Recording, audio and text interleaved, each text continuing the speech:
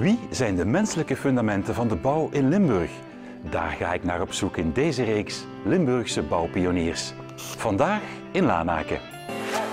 Nelissen Steenfabrieken in Lanaken, opgericht in 1921 door Alfons Nelissen. Uitgegroeid van lokaal bedrijf tot een wereldspeler. Jaarlijks maken ze hier 185 miljoen bakstenen. Ik ben Gaston Nelissen, van de derde generatie van de Steenfabrieken Nelissen. Ik heb hier 54 jaar gewerkt, van 1961 tot 2014. Ik ben Guido Gevers, van de derde generatie van de Steenfabriek Nelissen. Ik ben hier begonnen in 1969, tot 2014 heb ik hier gewerkt. In 1921 is mijn grootvader hier begonnen. Mijn grootvader is de vader van mijn moeder. Mijn grootvader die heeft dat waarschijnlijk heel goed bekeken, wetende dat iedere Belg een baksteen in de maag heeft. In die tijd was de regering op zoek naar mensen die materialen voor de bouw wouden produceren. Na de oorlog was er heel wat nood aan. Hij was een van de mensen die daarop ingegaan is. Waarom is hij dan begonnen met dit soort stenen? Want dit zijn speciaal handvormstenen. En daar heb je speciale klei eigenlijk voor nodig. En die was hier te vinden. Ja, mijn grootmoeder was van de familie Hazen en dat was een familie die heel veel grond hadden hier in het dorp en omgeving. Het was leemgrond die ideaal was om handvormgevelstenen te maken. Ja, landbouwgrond was het. Landbouwgrond, gelijk je nu daarachter ziet. Want dat is allemaal terug opgevuld al.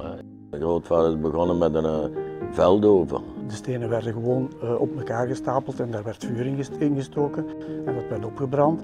En achterna al een heel grote constructie waar die schoorsteen nog bij hoorde hier. Ik kan me niet herinneren welke jaar, maar dat moet in de jaren 30 geweest zijn. Dan moet die ringoven gebouwd zijn. Dat was een hele constructie met de schouw die je nu nog kunt zien. De stenen werden nog in droogrekken buiten, onder de schobben, gelijk ze dat noemden, gedroogd.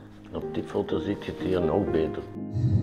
Maar natuurlijk in de winter kon je dat niet doen, want als het regende bijvoorbeeld, dan hadden we al de grootste miserie dat die stenen mochten niet meer nat worden, want anders was het terug modder.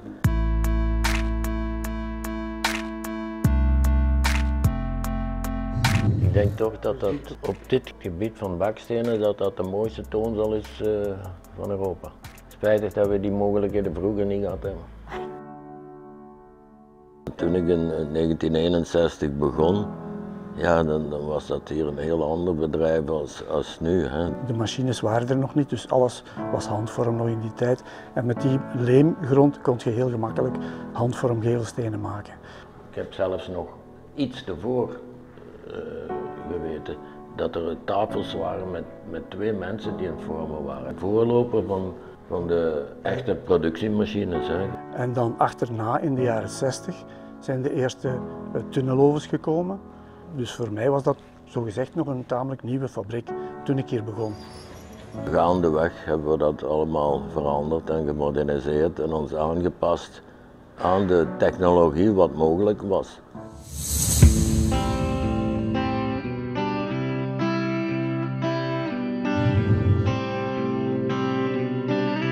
Het belangrijkste wat we ooit gedaan hebben, voor mij, was onze eerste nieuwe oven in 1989. Op dat moment deden we een investering, in die tijd van 120 miljoen Belgische frank was dat. Dat was gigantisch veel voor ons, maar onze omzet van 1 jaar was ook maar 120 miljoen.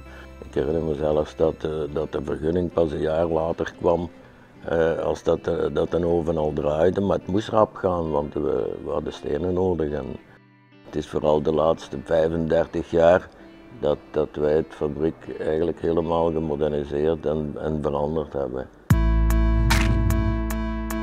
De overdracht naar de volgende generatie was eigenlijk heel emotioneel. Ik moet zeggen, ik was er klaar voor eigenlijk. Ik was 67 en ik vond de jeugd had toch al 20 jaar hier gewerkt, de meeste. Carlos misschien al iets meer, Juri iets minder, maar ze waren toch klaar ervoor. En ik denk dat wij ook wel klaar waren om het af te geven. We zijn niet enkel managers, maar nog echte steenbakkers in hart en nieren. Wij zijn de 4e generatie en trots op dit rasecht familiebedrijf. We blijven investeren in een vooruitstrevend bedrijf met respect voor mens en natuur. Steenfabriek in Nelissen, het is in goede handen.